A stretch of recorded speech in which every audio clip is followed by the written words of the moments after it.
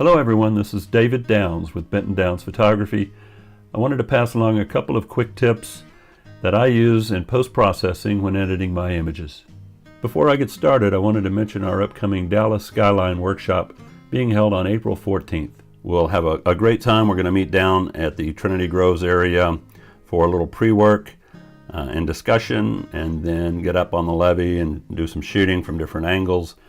As part of that workshop, I'll also be doing some tutorials on post-processing of images.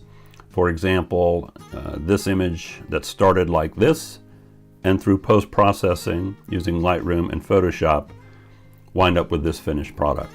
We'll also work on some panoramas, and I've got two different sets that I will do. One of the Margaret Hunt Hill Bridge that gives me this image, and then another one of the night skyline that resulted in this image here. So let's get on to the two quick tips. For quick tip number one, we're going to touch on chromatic aberration, something that I wasn't even aware of until I saw it in a large image I had printed, which was this one. An image I took in Vancouver, and it was the very first image I printed at any large size. I think it was 48 by 36. And when I blew it up and printed it, I discovered something that was I was unhappy with in the finished result. And it's these purple and green fringing that happens in high contrast areas. And it's called chromatic aberration. Fortunately, Lightroom, within the lens correction area of the editing menu, has a quick little button, remove chromatic aberration, and you can see how immediately it really dealt with just about all of that magenta and green fringing that took place on the branches. And if I had simply known this one trick before printing a large canvas, I would have been much happier with the results. So there's a lot of different tutorials on chromatic aberration, what it is, and other ways to remove it. Even within Lightroom, there is a manual process that you can use where you can go find exactly the color that you're trying to get rid of, and by sampling there you can see it removed even more of it. So it's a very handy tool and something I highly recommend that you use. As a matter of fact, I have this as a preset on my imports to automatically do that. So whenever I'm editing in the future, and if I find myself wanting to add a significant amount of either vibrance or saturation, in this case I added a lot of saturation just to exaggerate the results, it's definitely something that you want to have in place, and that way you don't have to worry about it. So hopefully this was a good tip and helpful to you.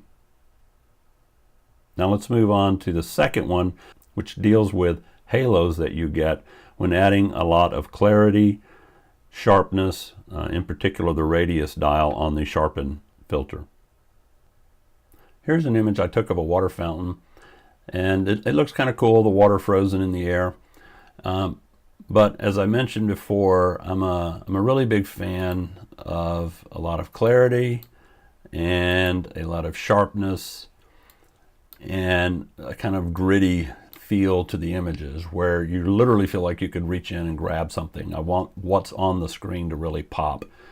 The problem when doing this is that, in particular, using the radius dial, you get this halo effect that you can see that fringes around any object of contrast in the screen, and you can reduce the radius. If you take the radius away, you can see a big chunk of the halo disappears, or most of it does.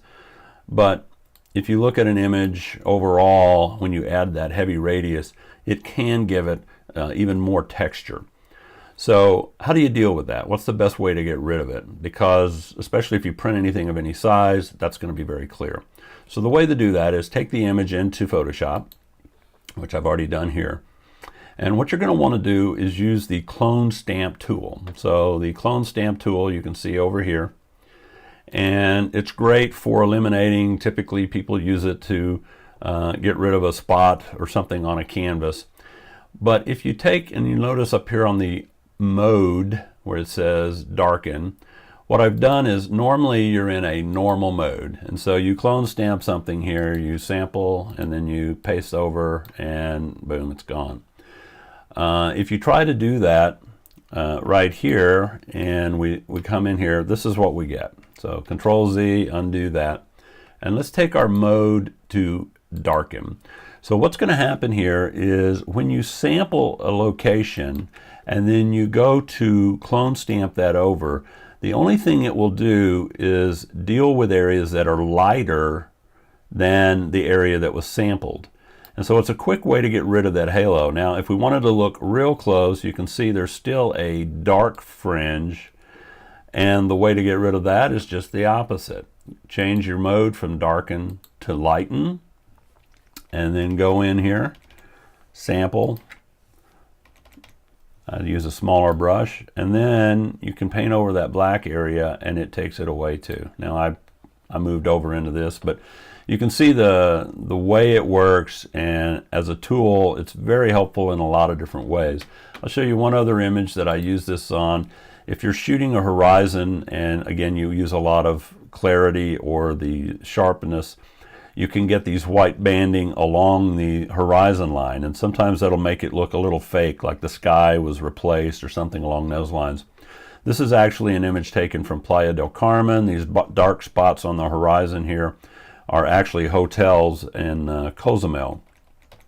And what I'm going to do, if I can get my brush size a little bigger, is to sample in an area like there, and then when I come down onto this white line, if I click here in one area on the left there, click, it wants to replace it. Oops, sorry, I've got to go back.